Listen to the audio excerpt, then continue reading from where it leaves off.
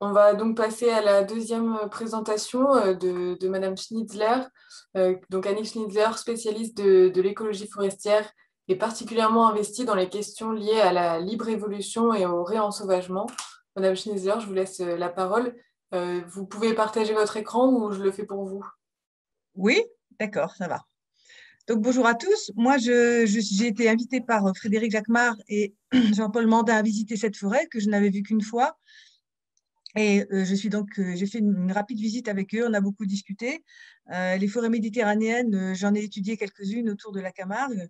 Et bon, celle-là m'a évidemment frappée parce que quand en se baladant, on a trouvé déjà de la vigne sauvage qui était déjà connue mais pas mise en valeur. Et peu de temps après, Jean-Paul Mandin a trouvé de l'if. Donc, la conjonction entre l'if et la vigne sauvage dans une même forêt est quelque chose quand même d'assez rare. Et même, je crois que c'est vraiment unique. Donc, à moins que vous ayez d'autres données, ça m'intéresserait de le savoir. Donc, je vais vous présenter en fait en quoi ces deux espèces, qui devraient normalement être banales, sont devenues rares. Donc, on va les examiner les unes après les autres. Donc, d'abord l'if, deuxième diapo. Donc, l'if Taxus baccata, j'espère que je n'ai pas fait de faute d'orthographe, c'est donc un conifère qui fait partie de la famille des Taxacées, qui a l'originalité d'avoir, on dirait qu'il a un fruit, mais en fait, ce n'est pas vraiment un fruit au sens des plantes à fleurs, mais il a une arille avec une graine qui est d'une très grande toxicité. Pour vous dire, la graine, 3 graines tuent un cheval, par exemple. On peut consommer la riz, mais bon, j'ai encore jamais essayé. C'est un des poisons les plus efficaces de toute l'Europe occidentale. Donc, il vit au niveau écologique, il reste toujours dans les sous-étages. Il peut atteindre, par contre, de très grands diamètres lorsqu'on le laisse pousser, jusqu'à 12 mètres, notamment dans les jardins. Et un âge avancé, on compte jusqu'à 1000 ans. Moi, je ne sais pas qui a compté ça, mais enfin, c'est en tout cas, paraît-il, un des arbres les plus longévifs de l'Europe. Donc, elle est naturellement rare dans les forêts actuelles. Elle était très importante du temps des chasséens, donc il y a 5000, il y a 7000 ans. Elle est devenue de plus en plus rare lorsque d'autres espèces sont devenues plus compétitives, comme notamment le hêtre. Et il a donc une croissance lente. Il est dioïque, c'est-à-dire qu'il a des pieds mâles et pieds femelles, ce qui est rare chez les conifères. Et il est, malgré sa toxicité, il est très abruti par les conifères, par les herbivores. Il a donc un certain nombre de défauts qui fait et en plus le pollen est lourd, donc le passage du pollen d'un individu à l'autre est lent. Tout ça fait que ça ne peut pas être un arbre de toute façon très imposant, sauf peut-être par clonage.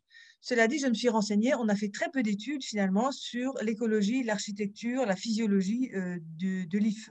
Il y aurait encore beaucoup à découvrir. Ce qu'on sait, et ce que tous les forestiers savent, c'est qu'il a beaucoup souffert des activités humaines. On met en avant uniquement d'abord une surexploitation pour le bois. Comme le bois pousse très lentement, il est de très bonne qualité et notamment au temps médiévaux, c'était un arbre planté autour des châteaux pour faire des arcs. Ça, c'est très connu, notamment en Suisse. Et là, dans ma région, dans les Vosges, il y a souvent des ifs qui subsistent autour des châteaux forts. Ensuite, il a été, donc ça c'était un usage, si vous voulez, positif, mais qui a conduit finalement à une surexploitation du fait de sa croissance lente. La deuxième, c'est une destruction massive qui a été faite surtout par les éleveurs, par les pasteurs, parce qu'évidemment, quand ils passaient avec leurs troupeaux, si un cheval consommait des arilles, il était mort, c'était un drame pour les populations, donc on l'a éradiqué pour ça. Et je crois, mais je n'ai pas trop d'informations, que les forestiers ne l'ont pas trop favorisé non plus, jusqu'à se rendre compte de sa valeur qu'on dirait patrimoniale. Là, j'en sais moins, mais en tout cas, c'est une espèce qu'on n'a vraiment pas trop favorisée pour ces différentes raisons. Donc, depuis qu'il n'y a plus de… Les activités humaines ont un peu changé, il n'y a plus tellement de pastoralisme, eh bien, on ne les coupe plus. Les forestiers sont au courant maintenant que c'est un arbre de valeur et il revient tout doucement dans l'ensemble des forêts françaises. Il se trouve partout. Oui, ça je sais aussi, l'histoire du cancer, mais je ne suis pas sûre que ce soit le Lif Bacata. Je vois là une petite information. Donc, il se trouve maintenant, alors comment peut-il recoloniser des milieux transformés par l'homme alors qu'il a presque disparu? Soit parce qu'il avait des zones refuge, par exemple dans certaines falaises, autour de certains châteaux, ça c'est une zone possible. La deuxième, c'est que certains forestiers les ont plantés, ou alors ça vient le plus souvent des jardins ou des cimetières, parce que j'ajoute encore que le lif est une espèce des cimetières, ça date déjà des Celtes, et c'était également donc un arbre anciennement sacré. Fort heureusement, ça lui a permis donc de recoloniser lentement les forêts là où on le laisse pousser. Donc voilà ce que c'est pour l'instant de l'IF. Je vais un peu creuser encore la chose, mais on va continuer. Et sachez aussi qu'il génère une véritable passion à l'échelle de l'Europe, notamment en Angleterre. Il y a des clubs entiers qui s'occupent de l'IF, juste pour vous dire en passant. C'est vraiment pas un arbre banal. Donc, les forêts à ifs, je disais, sont très rares en Europe. Et là où elles subsistent, souvent, elles témoignent de l'ancienneté de la forêt. Je ne dirais pas partout, mais souvent, c'est comme ça qu'on les présente. Et le plus remarquable actuellement que je connaisse, je crois même de toute la Méditerranée, c'est cette forêt sacrée de la Sainte-Baume dans les Bouches-du-Rhône. Vous voyez la falaise de la Sainte-Baume avec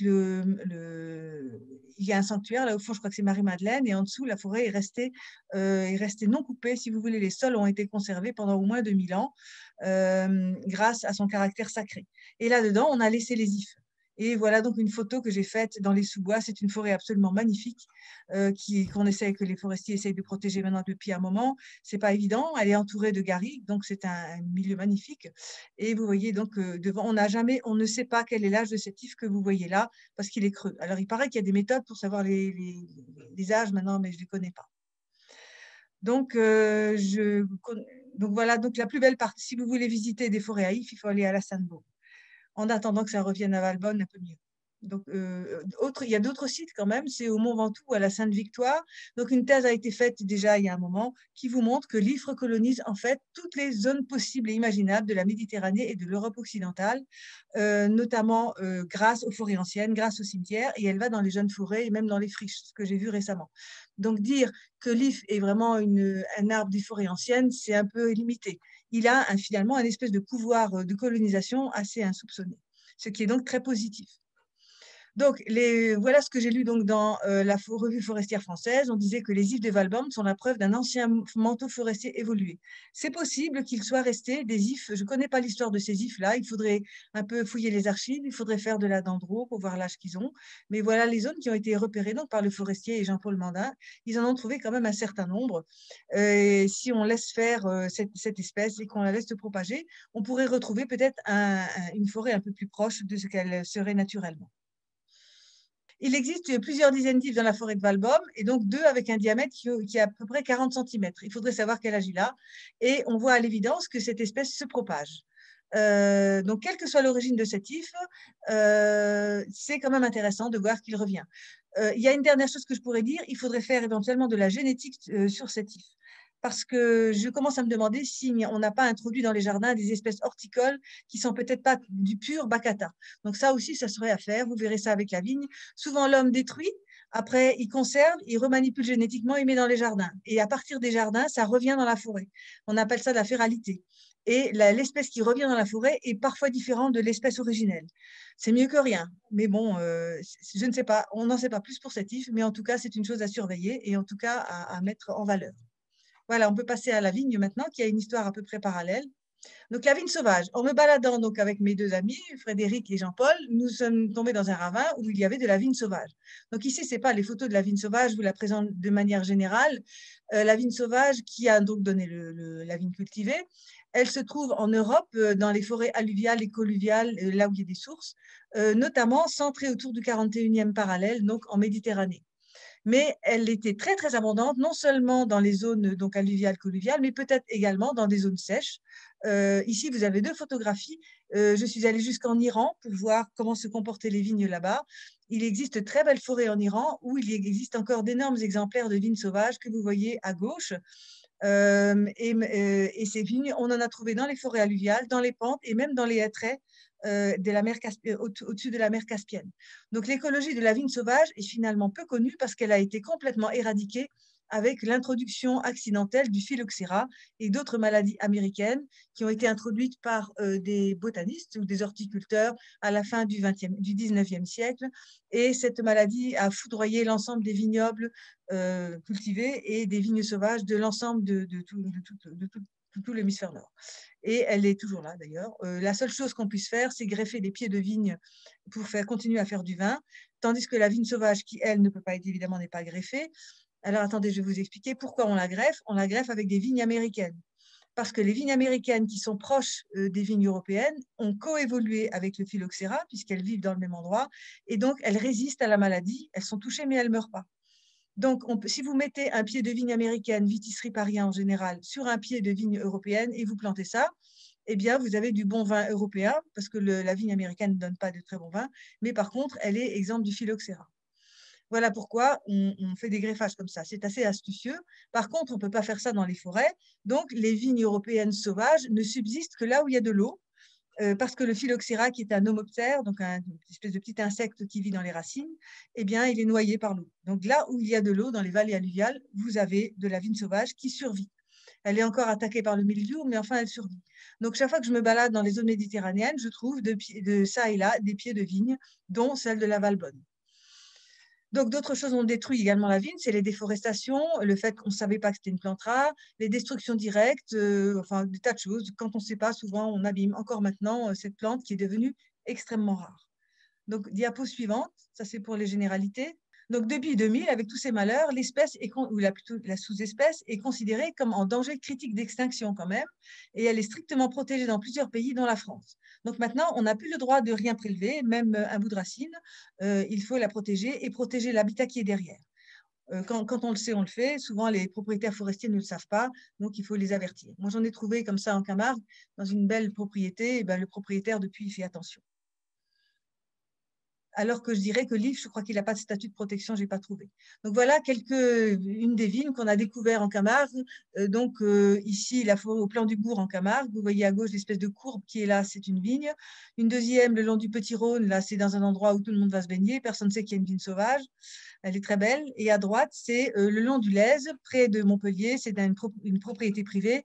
Et je suis allée voir le propriétaire. Il était très attentif à ça. Il a dit qu'il fera attention. Lui aussi, il passait avec un engin, il les coupait sans savoir. Maintenant, évidemment, il ne le fera plus. Donc souvent, il faut avertir les gens, c'est tout. Donc vous voyez que c'est une plante dont on doit suivre l'évolution pour qu'elle essaye de revenir.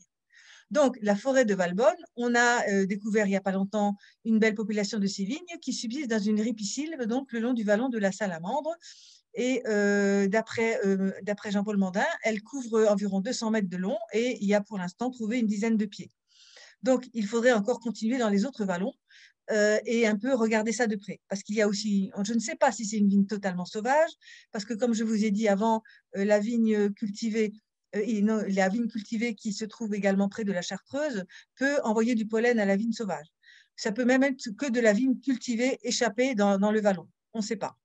Ou alors, ça peut être un greffon de vigne américaine qui s'est échappé de la vigne de la Chartreuse et qui a été s'amuser dans le vallon, mais ça, je ne pense pas parce que les feuilles ne ressemblent pas. Ou alors, c'est un hybride qui a des vignes sauvages, des vignes cultivées, des vignes américaines, ou alors, on ne sait pas. Mais quelle que soit de toute façon la génétique de cette petite population, elle est certainement très intéressante. Elle semble quand même pas mal sauvage parce qu'elle reconquiert un habitat qu'elle avait perdu. Donc, un peu comme l'IF, si vous voulez, dans notre société, on n'a plus vraiment le choix. On ne peut plus retourner à la forêt primaire ni aux taxons originels quand on a beaucoup transformé. Mais si vous avez des taxons proches qui arrivent à revenir grâce à l'horticulture, etc., et qu'on laisse l'ensauvagement naturel, qui est un de mes sujets favoris, eh bien, pourquoi pas, on pourrait la laisser faire. En tout cas, on verra au printemps, on ira voir si elle est attaquée, par exemple, par le mildiou et ce qu'on peut faire. Donc, c'est une recherche à faire si on a un petit peu d'argent à ces jours. Mais une dizaine de pieds, c'est quand même très, très intéressant et très, très rare. Ça rend finalement cette forêt extrêmement intéressante. Voilà, donc je crois qu'il y a encore une diapo. Voilà quelques photographies qui ont été prises donc là-bas lors de la visite. Bon, elle est discrète, hein, vous voyez une espèce de liane gringalette qui monte parce qu'elles sont très jeunes. Elle commence à faire des feuilles, je pense qu'elle en a un peu plus. Souvent, elle monte à l'assaut des trembles et puis elle retombe par terre. Elle recolonise, elle a une stratégie de conquête très active. Elle va jusqu'au sommet à 20 mètres de haut et elle redescend dans le sol et elle repart sur un autre tronc. Et elle fait comme ça parfois de véritables fouillis de lianes. Elle a un problème, la vigne sauvage, c'est qu'elle est aussi dioïque. Elle a des pieds mâles et femelles. Donc, il faut voir maintenant si c'est des mâles ou des femelles. Tout ça est encore à faire, c'est tout neuf. Mais ça, c'est vraiment une étude scientifique très, très excitante. Sachez que j'ai beaucoup étudié cette vigne sauvage de par le monde avec ma collègue Claire Arnold de l'Université de Lausanne. Et on a beaucoup de données génétiques sur l'ensemble des vignes. Donc, on va ajouter cette population. Voilà. Donc, je dirais un peu en répétant que la coexistence de l'IF et de la vigne sauvage dans une même forêt est sans doute unique en France méditerranéenne et bien au-delà parce que j'ai fait beaucoup de forêts méditerranéennes, mais je suis prête à à visiter celles que ici on me les cite. Et moi, je plaiderais plutôt pour une protection absolument stricte de cette forêt pour permettre à ces deux espèces, ou ce qu'il en reste des espèces sauvages, pour faire une recolonisation spontanée. On peut penser qu'effectivement, alors on peut rêver, regardez les photos en dessous. Vous avez à gauche une belle forêt pleine de lianes. Ça, je peux rêver d'avoir des forêts de clématites et de lianes. Et ensuite, des sous-bois d'ifs, et on peut arriver à des ifs comme celui que vous voyez à droite, qui est un if que j'ai découvert au fin fond d'un vallon perdu dans les Vosges, qui a certainement 7 à 8 siècles et qui fait complètement corps avec la roche, d'ailleurs, qui normalement l'a même fait éclater. Donc, si on avait ce genre de paysage à gauche et à droite dans la forêt de Valbonne, ça serait quand même un très beau cadeau qu'on pourrait faire pour nos descendants face donc à tout ce qui menace les forêts actuellement. Et ça pourrait devenir un site référent à haute naturalité. Donc, j'ai vu une question passer. Est-ce que vous pouvez la remettre en... Ou alors j'attends la discussion. Oui, merci beaucoup Annick. Pour ces précisions sur ce qui fait de cette forêt une forêt d'exception. Patrick, est-ce qu'il y a des questions pour Annick dans le chat? Alors Annick a repéré la question de Cécile Leroy de l'ONF qui demande s'il est envisagé de génotyper la vigne qui a été trouvée dans la forêt domaniale de Valbonne. Bien sûr, parce que ma collègue est tout à fait spécialisée. Le problème, c'est qu'il nous faudrait 3 000 euros. Mais je sais que l'ONF parfois a des fonds de tiroir. J'ai déjà bénéficié de ces fonds de tiroir pour d'autres études, alors pourquoi pas. Pour l'instant, on ne les a pas trouvés. Mais je crois qu'il lui reste 1 000 euros, mais ça ne suffira pas parce que sinon, elle aura des primers. Les primers, c'est cher quand même. Mais ce qui serait bien, c'est de génotyper aussi l'IF. Mais bon. Mais ça serait bien. Effectivement, c'est une bonne question. C'est bien de la poser en tout cas.